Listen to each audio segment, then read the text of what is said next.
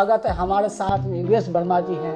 VS Verma जी, देखा गया कि लगातार समस्या जूझना पड़ता है या वकीलों के पास या पुलिस के पास। जो आम जनता की होती है समस्या, उनका कहना होता है कि पहले वकील के पास जाएं या पुलिस के पास जाएं।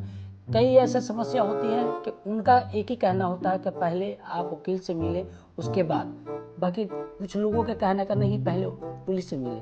इस पे क्या प्रतिक्रिया है? देखिए, सबसे पहले तो आपको वकील से मिलना चाहिए, जी क्योंकि वकील ही आपको बताएगा कि उसकी गलती कहाँ है, और गलती के बाद दोषी है तो उसको पुलिस से कांटेक्ट करना चाहिए। जी। दूसरा सवाल ये है कि जब कोई मुजरिम होता है, उसको आपस में कोई कहते हैं कि ये दोषी है, कोई कहता है कि ना दोषी है, उसको कैसे देखते हैं? क्योंकि वो दोषी मानता है कि मैं दोषी हूँ, बाकी सामने वाले व्यक्ति कहता है कि वो दोषी नहीं है। देखिए, जो व्यक्ति कोई भी गलत काम करता है उसे मालूम होता है कि मैंने कुछ गलत किया है, लेकिन व्यक्ति की एक अपनी सोच होती है कि मैंने गलत नहीं किया, लेकिन कानून की नज़र में बहुत सी सारी चीज़ें गलत हैं। और कोई व्यक्ति अगर सेल्फ डिफेंस में कुछ काम करता है उसका भी कानून के अंदर प्रावधान है, लेकिन अगर आपने गलती की है तो आपको जाके सच सच पुलिस को बताना चाहिए। उसके बाद कानून और पुलिस उसके बाद फैसला करेगी कि उसने गलती की या नहीं की। जी। अ, आपके पास कोई ऐसा क्लाइंट आया होगा जो आपको केस लेने में सोचना भी पड़ा है कि यार ये तो पहले से मुजरिम है, उसको कैसे बरी करना है, क्या करना है, क्या उस मुजरिम के लिए क्या प्रावधान निभाएंगे? देखिए, हमारे कानून के अंदर ये बड़ा क्लियर है एथिकली भी कि अगर हमारे पास कोई क्लाइंट आया है, हमें उसको डिफेंड करना है, लेकिन ऐसे में अगर उसने कोई गलती की है तो सामने जो हमारे पास जो मटेरियल पुलिस द्वारा लिया जाता है और उसके बाद कोर्ट के अंदर जो एविडेंस साक्ष्य आते हैं, उसके आधार पर फैसला होता है कि उस व्यक्ति ने गलती की है या नहीं की है। तो बहुत बड़ा रोल इसके अंदर कोर्ट का होता है। वकील का काम होता है वो अपना काम ईमानदारी से करे और कोर्ट को जो है अपनी बात को रखे। जी। देखा गया है जैसे आपके पास कई ऐसे समस्या तो लगातार आते रहते हैं, कोर्ट में जाते आते रहते हैं, पर कुछ ऐसे व्यक्ति आया है कि जो रिश्वत देना चाह रहा है कि आप कहें कि जी नहीं, मेरे को तो ये सच्चाई की जीत करना है। क्या उस व्यक्ति हमेशा कई वकीलों के पास गया है, बाकी उसका कोई सुनने का तैयार नहीं, वो बिल्कुल साफ है, बाकी उसको फंसाया जा रहा है, उसको आपके पास कह रहा है कि सर आपको जो चाहिए मैं दे रहा हूँ, बाकी आपका दिल गवाही नहीं दे रहा कि नहीं तू तो सही है तो मैं तेरे को पार करूंगा। देखिए, अच्छा और सच्चा वकील वही है जो अपने क्लाइंट के लिए स्टैंड करे। रिश्वत देना और लेना दोनों गलत हैं। ऐसे में प्रत्येक व्यक्ति को अपनी कोशिश को हमेशा जिंदा रखना चाहिए, कभी ऐसा गलत काम ना करे जिससे किसी का दिल दुखे और किसी का नुकसान हो। तो इसी प्रकार से वकालत का भी प्रोफेशन है कि आपको कई लोग आकर इस प्रकार के प्रलोभन भी देंगे, लालच भी देंगे, लेकिन उसके अंदर नहीं जाना चाहिए। उसको ईमानदारी के साथ अपने क्लाइंट के लिए खड़े रहना चाहिए। आपके पास दिल्ली की कहा जाए, रोहिणी कोर्ट के जाए या 30 हजारी कोर्ट के पास करे जाए, कोई ऐसा केस आया है कि जो उसमें उसके क्लाइंट के केस लड़ने के टाइम कुछ ऐसे वर्ड आया है कि आंखें नम हो गई है, आपको लग रहा है कि वो मतलब अच्छा है, मुजरिम नहीं है, बाकी उसके लिए सामने वाला व्यक्ति दूसरा वकील है उसको मुजरिम ठहरा रहा है, बाकी आपको पता है कि वो मुजरिम नहीं है, आपकी आंखें नम हो गई है? देखिए, कोई भी प्रोफेशन है, दिल और दिमाग दोनों जरूर उसमें यूज़ करनी पड़ती हैं, लेकिन ख़ास तौर पे मैं कहूँगा कि प्रोफेशन के अंदर दिल के बजाय दिमाग से ज़्यादा यूज़ करना चाहिए। अगर हम किसी भी क्षण किसी के लिए भावुक हो जाएंगे तो हम उस काम के साथ जस्टिफाई नहीं कर पाएंगे। हमें ईमानदारी के साथ उसके काम को दिमाग के साथ काम करना चाहिए। दिमाग के साथ काम करना चाहिए। बाकी अभी फ़िलहाल की बात करी जाए कि कोई पुलिस है किसी व्यक्ति को झूठा केस में, उसके पास कुछ नहीं है और झूठा केस में फंसाता है, वो अपने आप को कह रहा है कि मैं निर्दोष हूँ, बाकी पुलिस उस मामले को झूठा करार करके मुकदमा दर्ज कर देती है, तो उसके लिए क्या करना चाहिए, किस तरह से देखा जाए? क्योंकि वकील साहब को भी पता है कि ये झूठा मुकदमा है। पुलिस भी बाद में मान रही है कि हम झूठा मुकदमा कर रहे हैं, मगर वो क्यों करता है, आखिर रीजन क्या है, क्यों करते हैं? देखिए, इन सब कामों के लिए अदालतें बनी हैं। मैं इसमें पुलिस को भी दोष नहीं देना चाहता, न वकील को दोष देना चाहता हूँ। अगर किसी व्यक्ति ने गलत किया है तो उसके खिलाफ अगर पुलिस ने चार्जशीट फाइल की है तो उसके बाद अदालत जाकर में जाएगा तो उसके साथ जस्टिफाई होगा। अब किसी व्यक्ति के पास कोई ऐसी जादू की छड़ी नहीं होती कि किसी को टच करे और पता चले कि ये सच्चा है, ये झूठा है। तो इन सब चीज़ों के लिए कोर्ट और अदालतें बनी हैं, वकील बने हैं। तो मेरा ये मानना है कि अदालत का फैसला जो होता है वो सर्वोपरि होता है। अगर उसके बावजूद अगर कोई व्यक्ति सेटिस्फाई नहीं है तो उसके बाद हाई कोर्ट है, सुप्रीम कोर्ट है, तो कोई भी व्यक्ति जाकर न्याय की मांग कर सकता है। जी, ये देखा गया कि आप बच्चों को पढ़ाई लिखाई से लेकर खिलौना, खाने पीने का एक संस्था जो चला रहे हैं, उसमें देखा गया है कि लगातार जो भूमिका है आपकी निभाती हुई नजर आ रही है, क्योंकि आपके समाज से लोग जुड़े हुए हैं।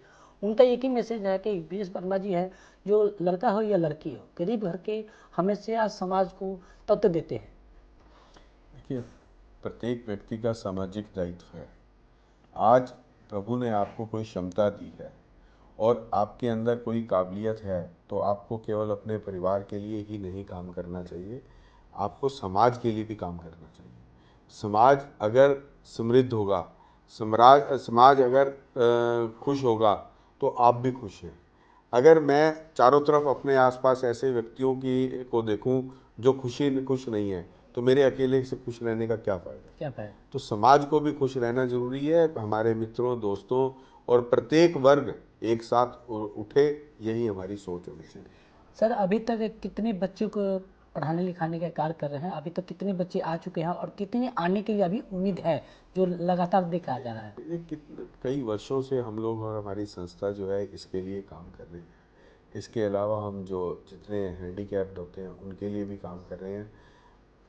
अगर मैं गिनती करने लगूंगा तो मन में अभिमान आ जाएगा जी। इसलिए हम लोग गिनती नहीं करते। जो आ रहा है वो चल रहा है, उसी को चलता रहेगा। तो ना तो मन में अभिमान आएगा, ना इस प्रकार की कोई सोच बनेगी कि मैंने इतने लोगों के लिए काम किया।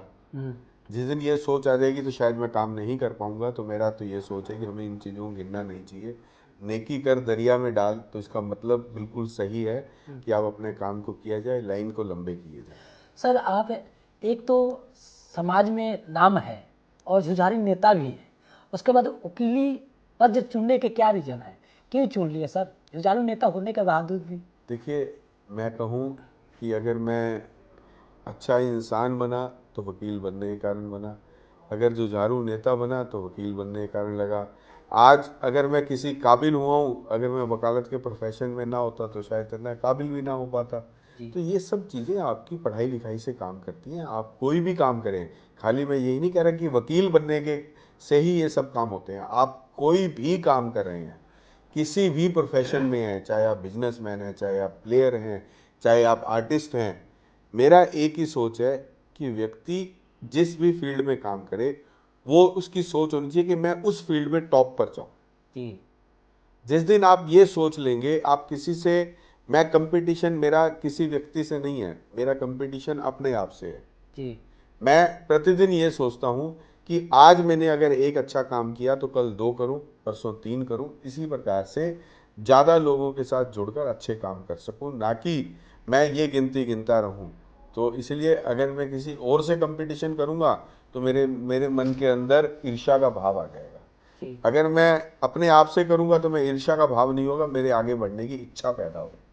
अच्छा सर, जिस तरह से आपने बताया इच्छा, एक इच्छा अनुसार जब आपकी प्रेरणा थी कि हम इस समाज के काम करना है, कई से महिलाएं हैं, शादी ब्याह बच्चों के लिए आप लीडर भी हैं, बाकी जब एक महिला आपके पास कुछ आश्वासन लेके आई थी कि उसकी लड़की की शादी थी, जब प्रोग्राम चल रहा था, बाकी वो ऐसे टाइम में आई थी कि आप जा रहे थे, बाकी उस टाइम भी आपने गाड़ी रोक कर उस माता से बात की है, उनकी समस्या दुख के जाना और उस मामले को लेकर आप चर्चित में रहे। आखिर उन महिला ने क्या प्रयास किया कि हमारे घर में क्या समस्या लेकर उसको लेकर बताएं?